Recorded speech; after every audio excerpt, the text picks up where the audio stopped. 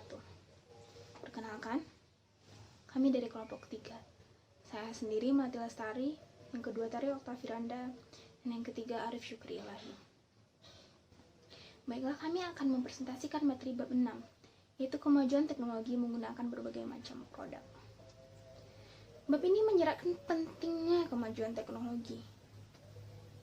Kemajuan teknologi yang berkelanjutan yaitu berkelanjutan pula pada metode, jenis, dan kualitas produksinya. Kemajuan teknologi tidak bisa luput dari proses teknologi itu sendiri, yaitu model-model yang menggambarkan bagaimana parameter X, yang nantinya akan kita dapat lihat bagaimana kebijakan pemerintah, yang akan berimbas bagaimana pendapatan per kapita jangka panjang. Bab ini juga mengajarkan kita bagaimana tentang perluasan produksi, yaitu titik tolak ukurnya yaitu inovasi dasar. Contohnya saja ketika kita ingin membuka industri baru. Baiklah, untuk materi pertama yaitu modal dasar dengan menggunakan berbagai macam produk. Ada 3 jenis agen dalam model ini.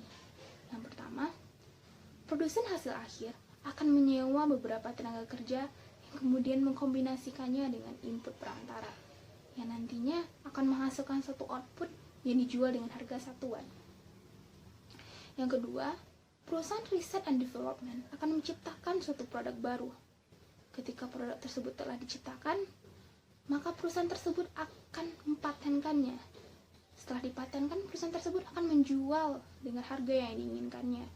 Tujuan perusahaan tersebut menjual dengan harga yang diinginkannya yaitu untuk memaksimalkan keuntungan. Yang ketiga, perusahaan tersebut terus memaksimalkan utilitasnya dengan batasan anggaran. Baiklah, tentunya ketika kita mengenal berbagai macam modal dasar dengan berbagai macam produk, tentunya kita harus mengenal the producer final output atau produsen hasil akhir. Menurut Span, Stiglitz, dan Rommel menyatakan bahwa fungsi produksi perusahaan I yaitu sebagai berikut. Dapat dilihat di samping kanan saya, YI sama dengan ALI pangkat 1 dikurang alfa dikali sigma J sama dengan 1 sampai N dikali XIJ pangkat alfa, di mana alfa kecil dari 0 besar dari 1, YI adalah output, LI adalah input perantara, dan XIJ adalah barang perantara, dan N adalah varietasnya. Formulasi ini mempertimbangkan variasi barang setengah jadi oleh faktor produksi. Begitu juga menurut penelitian Grossman dan Helpman, yang menyatakan sama formulasinya yaitu pada buku Dixit bab 4. Baiklah, selanjutnya saya akan menjelaskan bagaimana grafik permintaan input perantara. Bisa kita lihat di samping kanan saya bagaimana grafik tersebut, di mana garis vertikal menunjukkan harga dari barang tersebut dan garis horizontal menunjukkan bagaimana kuantitas dari barang tersebut. Yaitu ketika harga sama dengan marginal cost, maka kuantitas yang diminta yaitu akan sebesar X bintang-bintang. Dan ketika harga di atas marginal cost, maka kuantitas yang diminta kurang dari X bintang-bintang, atau lebih tepatnya pada X bintang. Tentunya setara dengan W, di mana kita dapat lihat fungsi faktor produksinya, yaitu W sama dengan 1 dikurang alfa dikali YI per LI, dimana rumusnya kita lihat di samping kanan saya. Baiklah, setelah kita memahami bagaimana modal dasar dari berbagai macam produk, selanjutnya kita akan membahas mengenai research firm. Perusahaan riset and development memutuskan 2 keputusan, yaitu yang pertama, perusahaan akan mencurahkan seluruh sumber dayanya untuk membuat desain baru.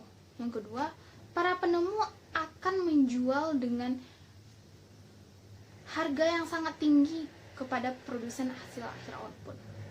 Sekian presentasi dari saya. Selanjutnya akan dilanjutkan oleh Tari Oktavieranda. Sekian. Baiklah, model selanjutnya yang menggunakan beberapa varietas dalam perubahan atau kemajuan teknologi itu sendiri ya, selanjutnya yaitu household atau rumah tangga. Household maksimalkan utilitas yang tak terbatas dengan rumus sebagai berikut, yaitu utilitas sama dengan integral dari 0 sampai tak terhingga dikali konsumsi pangkat 1 dikurang theta dikurang 1 per 1 dikurang theta dikali eksponen pangkat rho dikali T. Dalam model ini, tingkat pertumbuhan populasi untuk harga setiap jenis barang varietas sama dengan 0, sedangkan household mendapatkan tingkat pengembalian R atas aset dan menerima tingkat upah atau W berdasarkan jumlah agregat tetap L atau tenaga kerja. Model selanjutnya yang menggunakan beberapa varietas yaitu general equilibrium. Dalam model ini diketahui tingkat pertumbuhan sebagai berikut. Tingkat pertumbuhan sama dengan 1 per theta dikali tenaga kerja per harga dari setiap jenis barang varietas dikali ukuran keseluruhan dari produktivitas atau efisiensi pangkat 1 per 1 dikurang alfa dikali 1 dikurang alfa per alfa dikali alfa pangkat 2 per 1 dikurang alfa dikurang rho.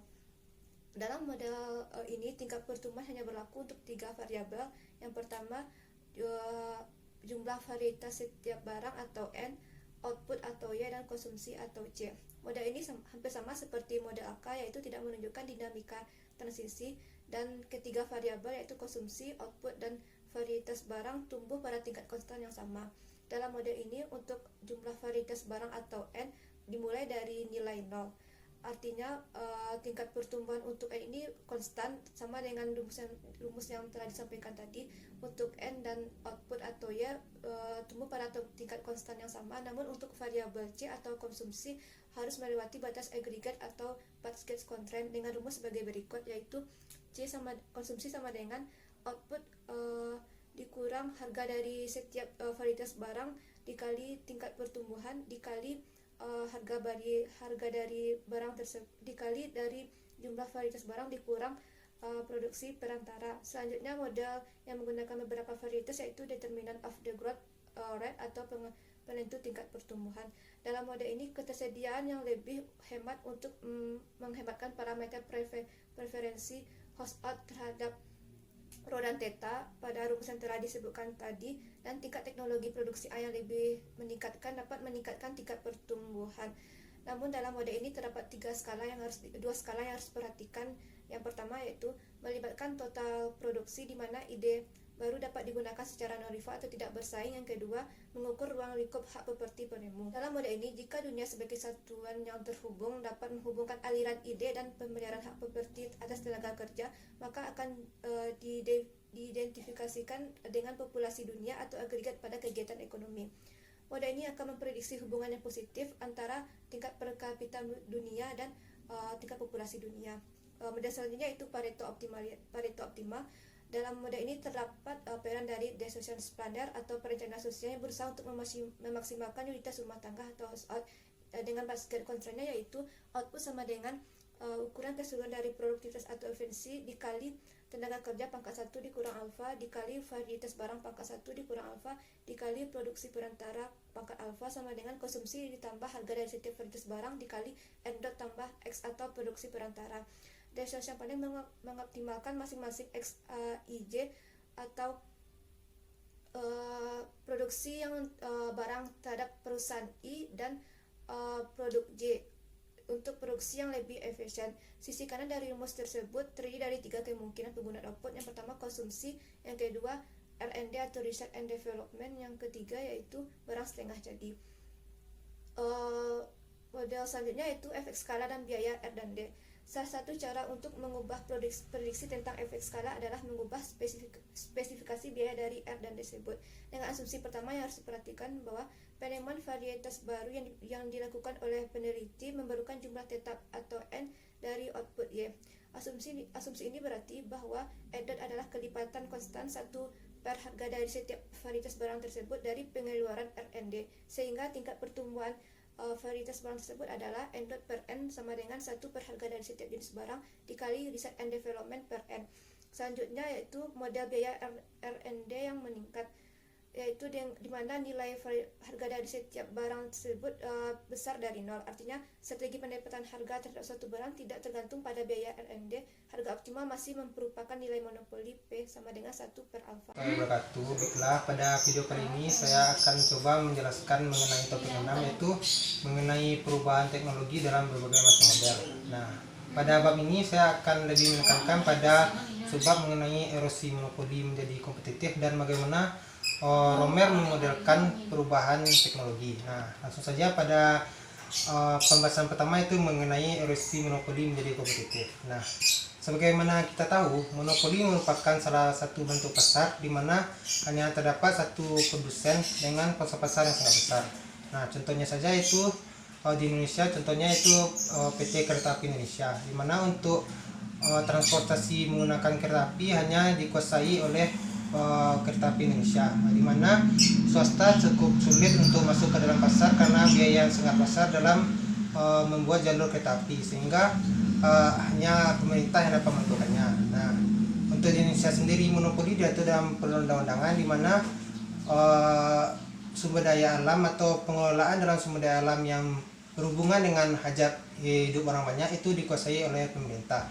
Nah, lalu apa itu erosi monopoli? Kita mulai dengan asumsi bahwa barang setengah jadi itu dapat selalu memonopoli para penggunanya. Nah, dan lebih realistis lagi, di mana terkikisnya kekuatan monopoli diakibatkan oleh adanya munculnya perusahaan baru dengan produk baru atau dengan teknik baru untuk meniru pada produk yang dimonopoli sebelumnya, atau menciptakan produk yang berdekatan dengan produk yang dimonopoli.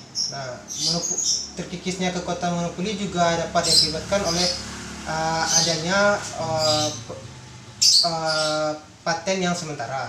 Nah, untuk lebih memudahkan dalam memodelkan erosi monopoli ini, kita melakukan asumsi bahwa perubahan dari waktu ke waktu dalam monopoli menjadi kompetitif dalam probabilitas yang dilakukan dalam proses Poisson. Nah, di mana suatu perusahaan yang memunculkan produk baru pada saat itu akan memonopoli para penggunanya. Mungkin juga akan berlanjut pada tahun berikutnya sampai adanya munculnya perusahaan baru yang menghasilkan teknik baru dengan research and development yang mereka lakukan, sehingga dapat menghasilkan produk yang dimonopoli tersebut, sehingga muncullah kompetitif. Nah, terkikisnya kekuatan monopoli juga menyiratkan bahwa laba perusahaan yang diterima yang sebelumnya monopoli akan berkurang. Nah, di sini nilai sekarang terhadap nilai laba masa depan adalah nol. Selain itu juga terkikisnya kekuatan monopoli juga menyiratkan bahwasannya terdapatnya gap atau perbedaan antara perspektif sosial dengan perspektif pribadi yang cukup besar. Nah, di mana dalam perspektif pribadi masyarakat atau perusahaan menganggap suatu temuan baru sebagai hal yang permanen, sementara dalam perspektif pribadi mereka menganggap bahwa itu adalah sementara. Nah, dalam menyeimbangkan perspektif sosial ini diperlukan kebijakan pemerintah, di mana kebijakan ini terbagi dua, di mana untuk mendorong pada produk yang dimonopoli dan bagaimana untuk supaya kebijakan yang dapat merangsang untuk melakukan research and development. Nah, selanjutnya yaitu bagaimana Romer dalam menjelaskan mengenai perubahan teknologi. Nah, di mana Romer mengatakan bahwa terdapat hubungan yang positif antara jumlah produk yang dihasilkan terhadap ide yang dilakukan oleh masyarakat, di mana semakin tingginya tingkat pendidikan dan maka semakin banyak yang akan dihasilkan oleh masyarakat. Nah, ini bertentangan dengan apa yang dikatakan Jones, bahwasanya contohnya di Amerika dan di Jepang semakin banyaknya insinyur tidak menggambarkan semakin menambahnya produk yang dihasilkan. Nah, jadi dalam model Romer ini dapat diaplikasikan dalam keadaan ekonomi dalam keseimbangan.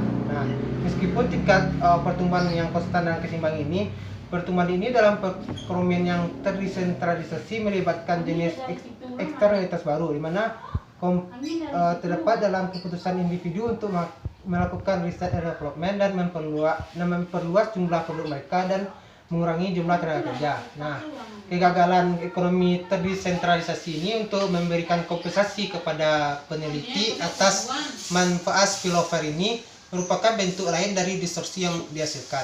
Nah, konsekuensinya pembuat kebijakan harus berupaya untuk memandu perekonomian yang terdesentralisasi ke solusi optimal Pareto. Nah, penghapusan distorsi ini akan memerlukan bentuk subsidi lain. Nah, yang berlangsung untuk penelitian, dan subsidi ini memberikan insentif yang cukup untuk penelitian, di mana tingkat pertumbuhan desentralisasi bertepatan dengan pilihan perencanaan sosial. Nah, dalam kenyataan itu mengharuskan pemerintah untuk mengidentifikasi bidang penelitian yang menjanjikan memiliki manfaat dan limpahan yang besar, dan mengasumsikan bahwa keuangan publik yang diperlukan tidak akan berpengaruh dalam penyimpangan lebih besar dari manfaat internalisasi spillover itu sendiri. Nah, mungkin hanya itu yang dapat saya sampaikan.